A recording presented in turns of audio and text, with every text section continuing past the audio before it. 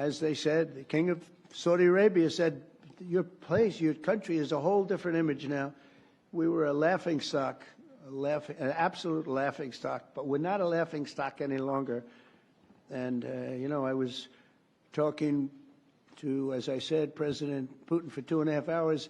That was being very seriously listened to. We don't like what's happening. We don't like that we should have ever been involved. Would have never happened. But we're respected again as a country. You know, one thing that I tell you that I think is amazing, if you remember about 8 months ago, the big story was that nobody wants to join our military. We couldn't have any, people weren't joining. And they weren't proud of our country. They weren't joining police forces all over the country, Houston, Dallas, all over the country, New York. And now we have a record-setting enlistment in the military. Think of that, record-setting. The most in 38 years, but it's probably more than that. They started taking the numbers, Susie, 38 years ago, right?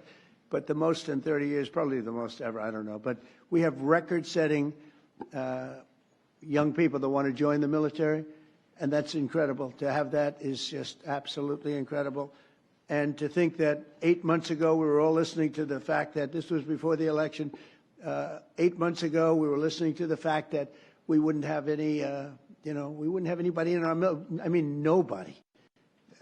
Army, Navy, Air Force, Marines, Space Force. I'm so proud of Space Force because we got that going. We started Space Force and they wanted to terminate it, and the military backed up.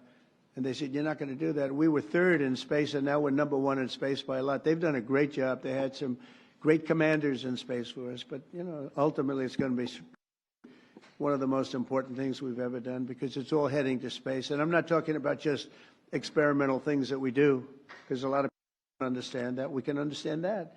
But we're, in terms of defense and offense of our country, it's going to be very, very important.